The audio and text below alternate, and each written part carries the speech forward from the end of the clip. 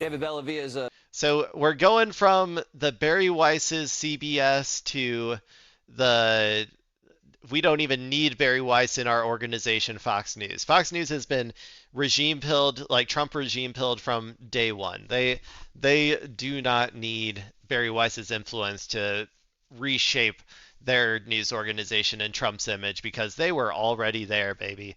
So anyway, let's see.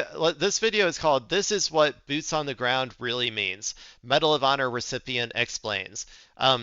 By Fox News. We'll see what this Medal of Honors dude has to has to say about this. Medal of Honor, that was a video game, right? I'm assuming they mean like an actual he got an actual medal from the military, but let's see what they have to say. Medal of Honor recipient. David, why would someone say we're losing?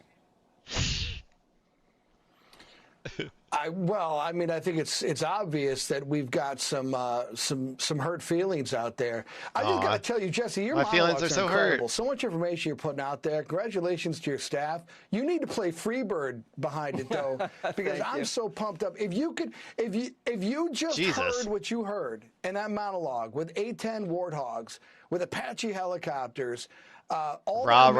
rah. This is classic rah rah jingoism, dude. It like this used to be very effective, okay? I'm not going to lie. This used to be very effective. A lot of people, and it still probably is to a certain segment of our population, but a lot of people love seeing America's military vehicles, its military machinery, its hoorah, corn-fed boys, driving around like they're playing Halo or whatever over in the Middle East as they mow down brown people. Like I'm sure that a lot of people used to buy into that, and even back in the day a lot of liberals used to buy into that jingoism too, like thinking that that represented success or like military strategic success. The problem for these people is that we've already lived through Iraq and Afghanistan. We saw that military jingoism, and then we saw it turn into strategic defeat for the United States. We saw America flee Afghanistan with its tail between its legs as the Taliban immediately took over, right? So the whole concept of trying to get everybody rah rah America with this sort of stuff, just I don't think it has nearly as much salience as it does, or if it does have any salience, it's literally only with like the Fox News boomer audience that is watching right now. Even like I think the Groyper pilled like conservative like MAGA right can kind of see through this shit at this point. And they're a bunch of dummies. So, but I just think that they have eyes, you know. You realize these B-52s are dropping 70,000 pounds of munition per sortie? 70,000 pounds. We That's a may lot of have hit pounds. 10,000 targets, but I'll tell you That's what, like we 10 hit them more American than one hogs, am I time. right? And, you know, when you put all that, when you put all of what Secretary Hegseth put out there, how we got here, all these folks that want to talk about, you know, that agreement the Obama administration made. Well, we found out what happened with Gaza when they got humanitarian aid. They built tunnel systems with our taxpayer dollars. And now we're blowing up what we gave them back in God, the Obama administration. it's so Yeah, if I'm a evil. Democrat, I'm probably thinking that this. So evil, man. Um, Man, they just love doing the Iraq playbook. They said the same shit about like people like a bunch of like they used to call them like rats going to hide in their caves or whatever. Like they used to say a lot of shit like that back in the Iraq day. And now they're saying it about Gaza, which is just atrocious at this point. I mean, I know that the boomers who watch Fox News are probably more like Israel first than like a lot of other people, but uh, I don't think I don't think dehumanizing the Palestinians like that plays that well outside of this particular audience. But um, to be clear, though, the tunnel system is an incredible strategic system for maintaining a army or a military in the case of imperial aggression, right? Like it is a necessary strategic way to protect yourself and your assets under the circumstances of like complete air superiority by your enemy. Um, so they I love how they like they like to like talk about it as like some sort of like primitive way of fighting or whatever, but it isn't. It is just a strategic way of imposing more and more cost on your enemy because they're unable to get to it. And it's proven to have worked out incredibly for the Palestinians, because considering that it's like 80% intact, and Hamas has more members now than it had at the beginning of the fighting. So, like they're going to need even more tunnels to uh, to train all of them new recruits that they got. So, like, I don't know. They are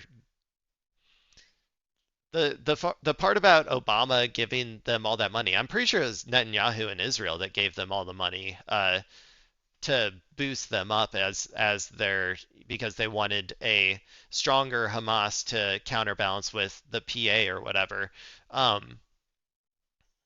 So like that was all strategic from America's perspective. Like that's why if we did actually give them any money or whatever, that they used to build those tunnels, like that is the reason why, is because it was a strategic goal to counterbalance the PA and prop up Hamas in order to keep the Palestinian people separated in terms of like who is in control. Because if they have unified leadership, especially if it's a unified leadership under Hamas, then it would become much harder for them to control the violent resistance. So these people they are little bird brains they got. This doesn't look right either. Because yeah, the way that they've run foreign policy has been a mistake. Yeah, they have to say that. I mean, if Trump is winning, he has to say Trump's losing. Even if it's America, he doesn't know what he's talking about. So there's a few options we just ran through on the straight. It's not just Cargyle. I also got to say, this is just an admission that their messaging and stuff is failing,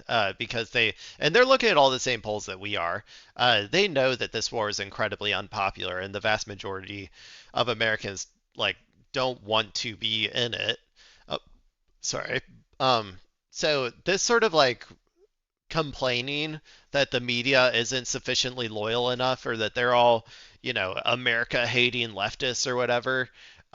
Excuse me. Like you're talking about the New York Times and shit is like America hating leftists. Okay, dude. Yeah, I don't want to be associated with them. I'm the true America hating leftist. Like, let's get things straight here. But yeah, I don't know. I just think it shows how bad they already know this is looking right now. Island, there's some other islands, there's the coastline. What kind of operation could you envision happening there? Let's hear it. Medal of Honor. We're standardized to think that boots on the ground means 120,000 Americans. And through the global war on terror, 120,000 Americans vacillated between 50 and 70,000 for over 20 years.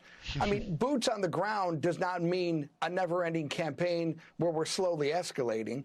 But if you've got 60% uranium and you're hiding them in pipelines, or you're hiding them in areas that you don't think this I want you to name a single boots on the ground operation that did not mean that. I guess you could say Venezuela, technically, maybe, as boots on the ground, and a boots on the ground operation that did not lead to a full-fledged occupation.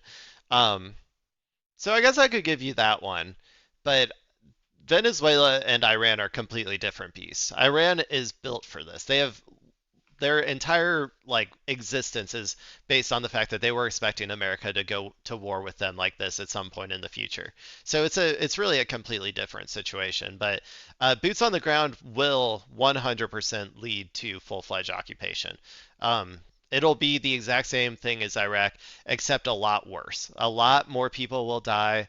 A lot more money will be spent, and a lot less will be achieved. So, yeah, there you go. That's my analysis. Or this Department of War is going to go after. There's only one way to get those packages out, and that's going to be with human beings pulling them out, making sure that they can't be used or sold. Here's the other or thing. Negotiate it's with one them. Thing for that the also Iranians works. To say, they're not going to turn this into a weapon. What if they put that on the market? What if someone else gets it? There's that operation is well within the realm of possibility. What makes the most sense? How could we do it the fastest? I'll tell you what, you're putting a lot of options for the president on the table right now with about 5,000 Marines in the 82nd Airborne. Yeah, that's damn right. You make a good point about them right. trafficking the uranium. If you do take Carg and they're broke and they have no more money, no more facilities to I'll rearm, see what he has to say, but I'm just so tired of this whole Karg Island shit. they might have to resort to go into the black market and seeing what they can get for that uranium. I mean, that mission, though, to go What? in there and get that, I mean, that is a dangerous mission. Okay, sorry, that's stupid. How much money would that uranium get them? Like, am I crazy? Like, that would be nothing compared to their oil like sales. That their oil sales like are like tens of millions of dollars a day or something, right? Like, Iran oil export income or something. Maybe that'll help me. Or revenue, that's it. Revenue.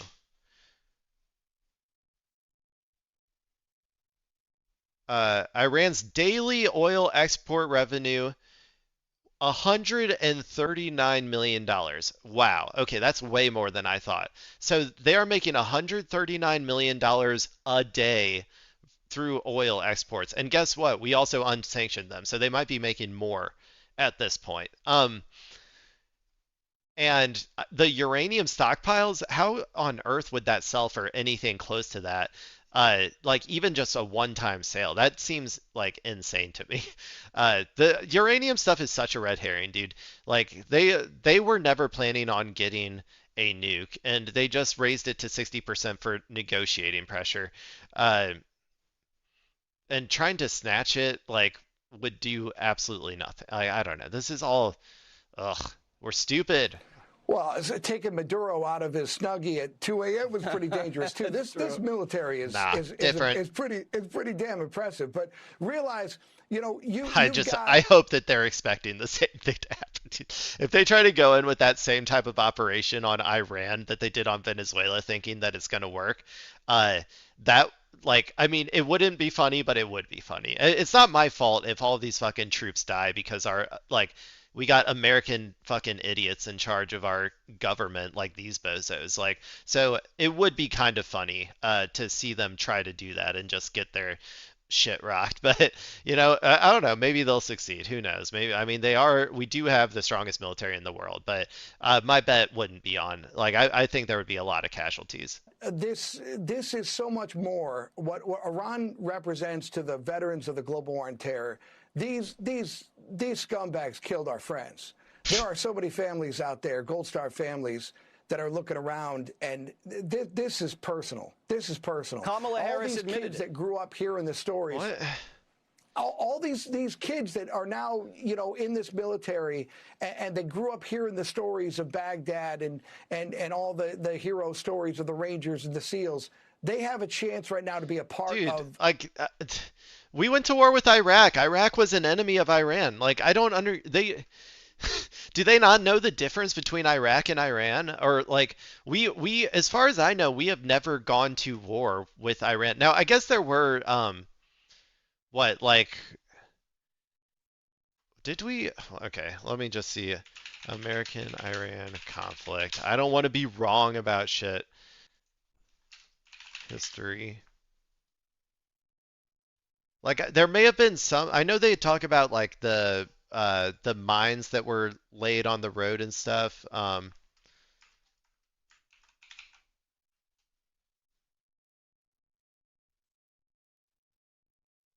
Uh,